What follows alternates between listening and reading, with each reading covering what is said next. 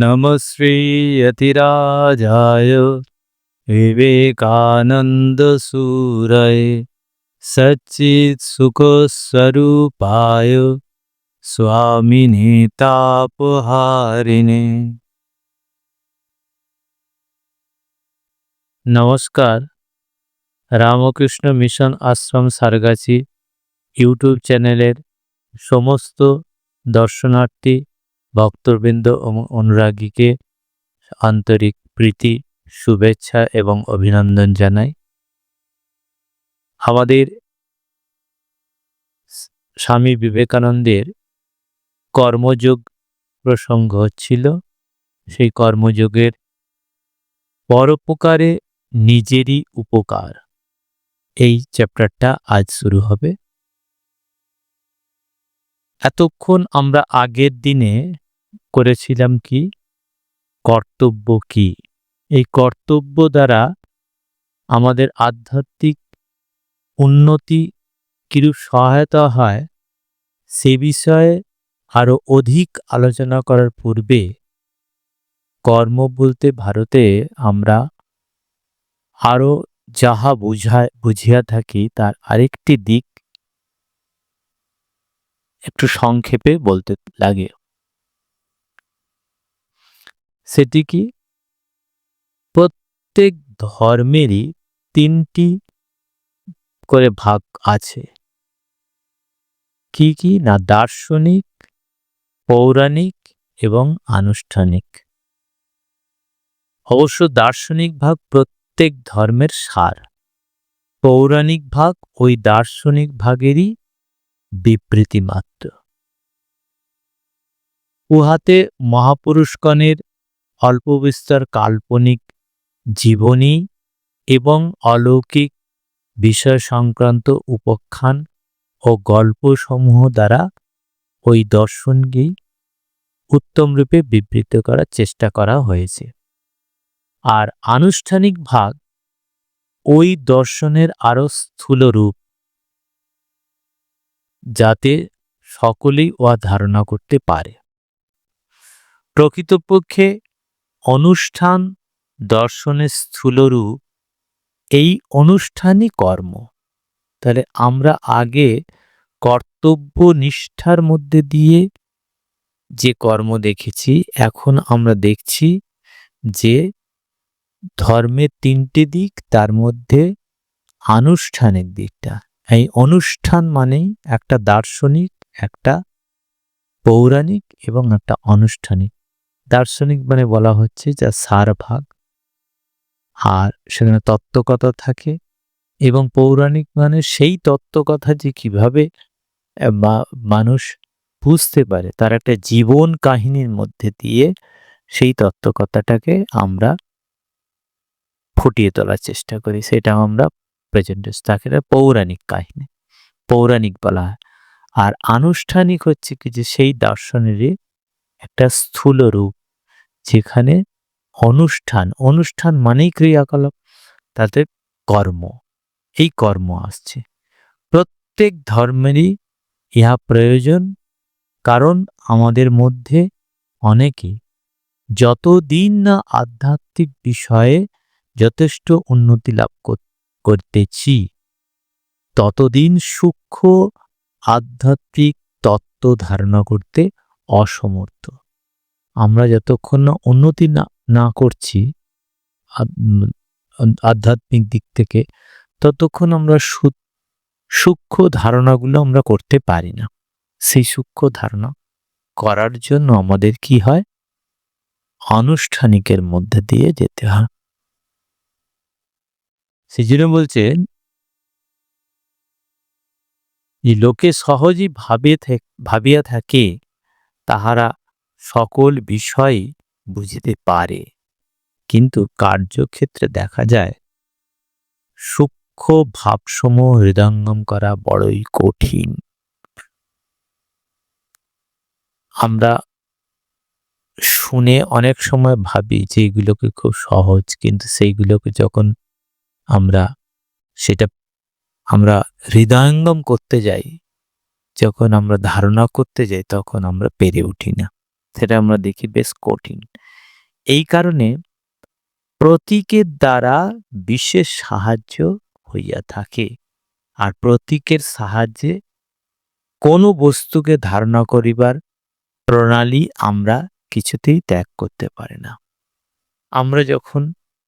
আমরা কোনো কিছু ধারণা করার জন্য আমরা কিছু বলল, সেই জিনিসটা আমরা ধারণা করার জন্য একটা প্রতীক, একটা কিছু সিম্বল থাকলে আমরা সেটাকে ধারণা করতে পারি। সেই প্রতীক বা ধারণা থেকেই আমাদের কিন্তু এসেছে বিভিন্ন রকমের মানে আমাদের এই পূজা অর্চনা, এই যে আমাদের মূর্তি পূজা একটা বলা হয়, সেটা কিন্তু সেই ধারণা থেকেই এসেছে, সেই প্রতীক থেকে এসেছে। কারণ আমরা ঈশ্বর বলতে শুধু শব্দের মধ্যে দিয়ে বুঝতে পারি না। আমরা ঈশ্বর সর্বজ্ঞ আমরা বুঝতে পারি না। আমরা ঈশ্বর হচ্ছে কি যে সর্বনিয়ন্তা, সর্বজ্ঞ, তিনি সৃষ্টিকর্তা, তিনি বিরাট।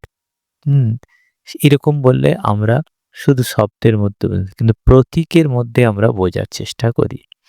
সেই জন্য বলছেন যে প্রতীক।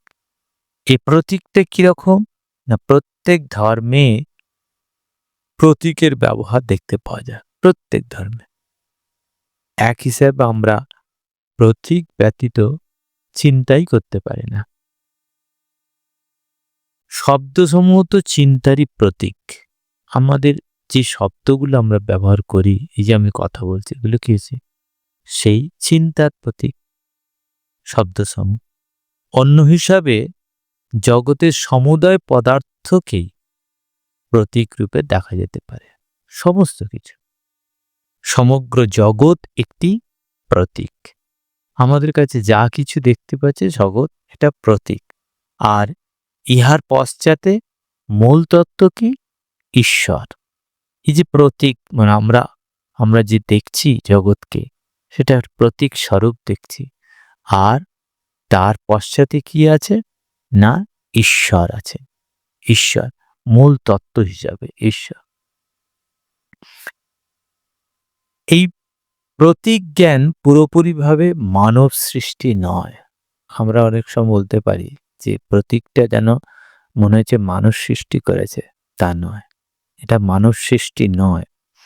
কোনো বিশেষ ধর্মাবলম্বী কয়েকজন ব্যক্তি এক স্থানে বসে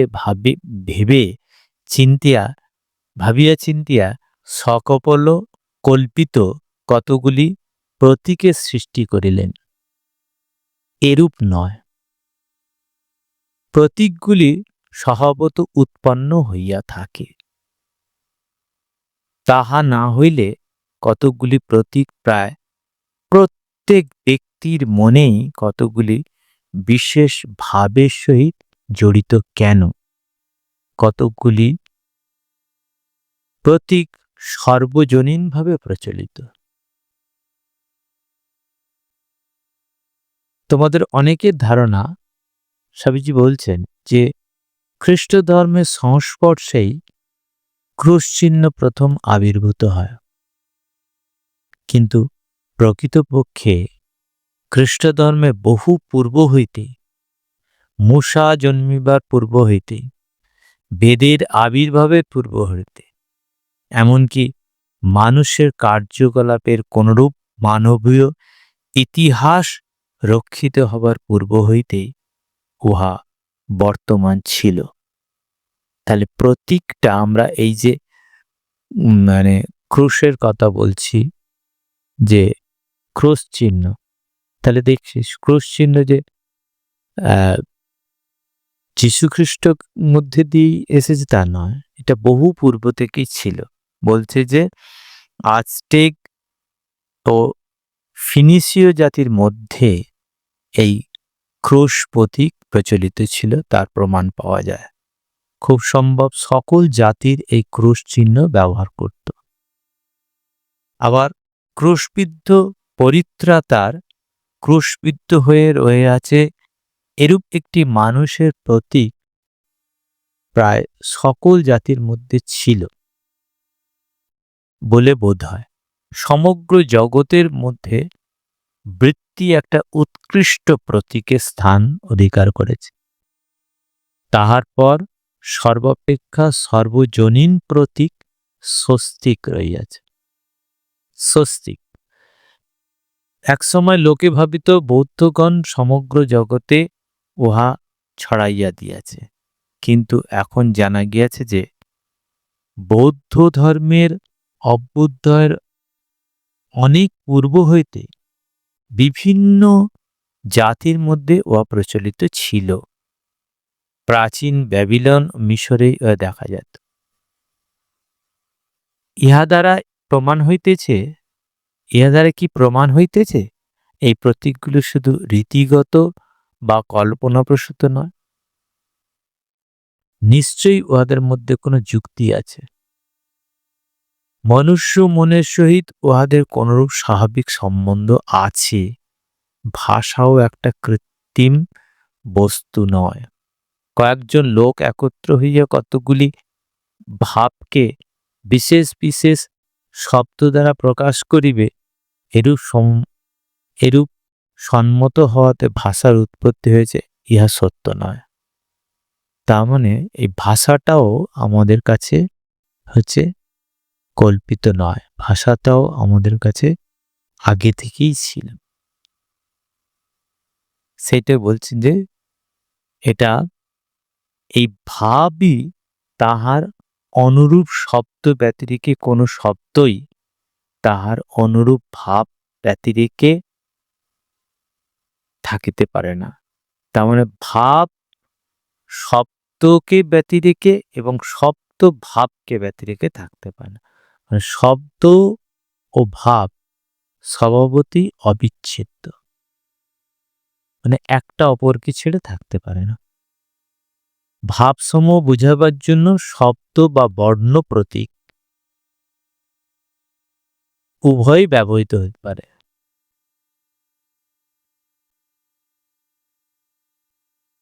বধির ও মূক ব্যক্তিদিগকে শব্দ প্রতীক ছাড়া অন্য প্রতীকের সাহায্যে চিন্তা করতে হয়। যারা বধির, শুনতে পায় না, যারা মূক হচ্ছে বলতে পারে না, তো এদের শব্দ প্রতীক দিয়ে তো করা যাবে না। তারা শুনতেও পাচ্ছে, বলতেও পারছে না। তাদেরকে হচ্ছে অন্যভাবে, অন্য প্রতীকের সাহায্যে চিন্তা করতে হয়। তারাও চিন্তা করে, তারা বিভিন্ন রকম আকার আকৃতির মধ্যে দিয়ে যে প্রতীক দেখানো হয়, সে তার মধ্যে দিয়ে তারা চিন্তা করে এবং তারা সেইভাবে শিক্ষিত হচ্ছে। মানে তারা সমস্ত কিছু জানতে পারছে, তারাও তাদের চিন্তা জগতে বিচরণ করতে পারছে। তাহলে তাদের মধ্যে প্রতীকটা কিরকম ভাবে কাজ করছে। মনে প্রত্যেকটি চিন্তার পরিপূরক হিসাবে একটি করিয়া রূপ আছে। সংস্কৃত দর্শনে ওদেরকে নাম রূপ বলা হয়। এই নাম রূপ, যেমন কৃত্রিম উপায়ে ভাষা সৃষ্টি করা অসম্ভব, সেরূপ কৃত্রিম উপায়ে প্রতীক সৃষ্টি করাও অসম্ভব। পৃথিবীতে প্রচলিত আনুষ্ঠানিক ধর্মের প্রতীকগুলির মধ্যে মানবজাতির ধর্মচিন্তা অভিব্যক্তি দেখতে পাই। অনুষ্ঠান, মন্দির এবং অন্যান্য বাহ্য আড়ম্বরের কোনো প্রয়োজন নাই, একথা বলা খুব সহজ। আজকাল ছোট শিশু এ কথা বলে থাকে, কিন্তু ইহা অতি সহজেই দেখা যায়। যারা মন্দিরে গিয়া উপাসনা করে না, তাদের চেয়ে যারা মন্দিরে উপাসনা করে তারা অনেক বিষয় অন্যরূপ। এই কারণে কোনো কোনো ধর্মের সহিত যেসব বিশেষ প্রকার মন্দির অনুষ্ঠান ও অন্যান্য স্থূল ক্রিয়াকলাপ জড়িত আছে, তাহা সেই ধর্মাবলম্বীর মনে ওই স্থূল বস্তুগুলি যেসব ভাবে প্রতীকরূপে ব্যবহৃত হয় সেই সব ভাবের উদ্রেক করিয়া দেয়। আর অনুষ্ঠান ও প্রতীক একেবারে উড়াইয়া দেওয়া বিজ্ঞজনোচিত কাজ নয়। এই সকল বিষয় চর্চা অভ্যাস স্বভাবতই কর্মযোগের একটি অংশ।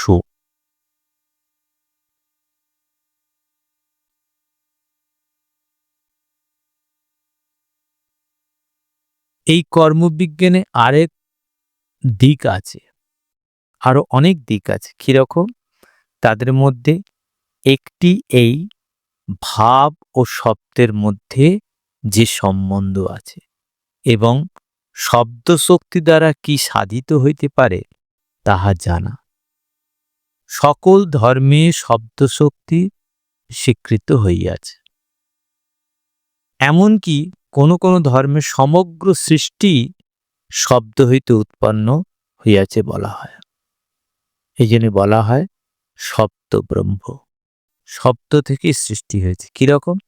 না, ঈশ্বরের সংকল্পের বাহ্যভাব সত্য। আর যেহেতু ঈশ্বর সৃষ্টির পূর্বে সংকল্প ও ইচ্ছা করিয়াছিলেন, সেহেতু শব্দ হইতেই সৃষ্টি হইয়াছে। তাহলে ঈশ্বরের তিনি সংকল্প করছেন এবং ইচ্ছা করছেন, তাহলে সেইটা কি আছে? শব্দ হতেই সৃষ্টি। এই জড়বাদী ইহসর্বস্ব জীবনের পেছনে ও ক্ষিপ্রতায় আমাদের স্নায়ুগুলি অচেতন ও কঠিন হয়ে পড়েছে। যতই আমরা বৃদ্ধ হই, যতই আমরা এই জগতে যা খাইতে থাকি, জগতে ঘা খাইতে থাকি, ততই আমরা অনুভূতিহীন হয়ে পড়ি। আর যে সকল ঘটনা বারংবার আমাদের চতুর্দিকে ঘটছে এবং আমাদের দৃষ্টি আকর্ষণ করবার চেষ্টা করছে, সেগুলিকেই আমরা অবহেলা করিতে প্রবৃত্ত হই। যা হোক, সময় সময়ে মানবের নিজস্ব প্রকৃতি নিজেকে প্রতিষ্ঠিত করে এবং আমরা এই সকল সাধারণ ঘটনার অনেকগুলি দেখিয়া বিস্মিত হই ও সেগুলির তত্ত্ব অনুসন্ধানে প্রবৃত্তি হয়। আর এরূপ বিশ্বই জ্ঞানলোক প্রাপ্তির প্রথম সোপান। শব্দের উচ্চ দার্শনিক ও আধ্যাত্মিক মূল্য ছাড়িয়া দিলেও আমরা দেখতে পাই শব্দ প্রতীক মানবের জীবন রঙ্গমঞ্চে এক প্রধান অংশ অভিনয় করিয়া থাকে। আমি তোমার সহিত কথা কইতেছি, আমি তোমাকে স্পর্শ করছি না। আমার কথা দ্বারা বায়ুর যে কম্পন হচ্ছে তা তোমার কর্ণে গিয়া তোমার স্নায়ুগুলি স্পর্শ করতেছে এবং তোমার মনের উপর প্রভাব বিস্তার করছে। তুমি ইহার প্রতিরোধ করতে পারছো না। ইহা অপেক্ষা অধিকতর আশ্চর্য আর কি হতে পারে? এক ব্যক্তি আর এক ব্যক্তিকে মূর্খ বলল, অমনি সে উঠিয়া মুষ্টিবদ্ধ করিয়া তাহার নাকে ঘুষি মারিল। দেখো শব্দের কি শক্তি! ওই এক নারী দুঃখে কষ্টে কাঁদিতেছে, আর এক নারী আসিয়া তাকে দু চারটি মিষ্টি কথা শুনাইলেন। অমনি সেই প্রদন পরায়ণা নারীর বক্রদেহ সঙ্গে সঙ্গে সোজা হয়ে উঠল। তার শোক দুঃখ চলে গেল, তার মুখে হাসি দেখা গেল। দেখো শব্দের কি শক্তি! উচ্চ দর্শনে যেমন, সাধারণ জীবনেও তেমনি শব্দের প্রচণ্ড শক্তি। এ সম্বন্ধে বিশেষ চিন্তা অনুসন্ধান না করিয়া আমরা দিবারাত্র এই শক্তি লইয়া নড়াচড়া করিতেছি। এই শক্তির প্রকৃতি অবগত হওয়া এবং যথাযথভাবে উহার ব্যবহার করা কর্মযোগের অঙ্গবিশেষ। তাই শক্তি কিরকম আমরা দেখলাম, একটি শক্তি একটা কথা বলল, তাতে করে তার হচ্ছে কি যে তাকে মারল, খুশি মারল, এটা একটা শক্তি, যেমন খারাপ দিক।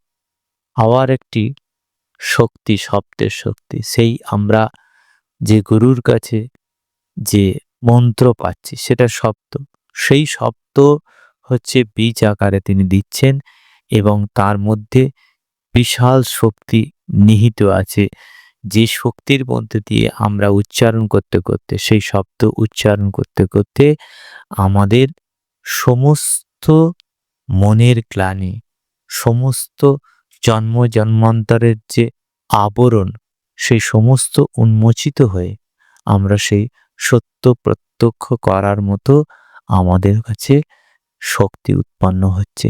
সেই সেই শব্দ শক্তি, সেই ওমকার ধ্বনি, সেই হচ্ছে কি যে আমাদের মন্ত্র, বীজ মন্ত্র, যিনি গুরুদেব আমাদের দিচ্ছেন, পরম্পরা হয়ে আসছে আমাদের গুরু পরম্পরা, সেই শক্তির মধ্যে দিয়ে তার ব্রহ্মভাব পরিস্ফুট হচ্ছে।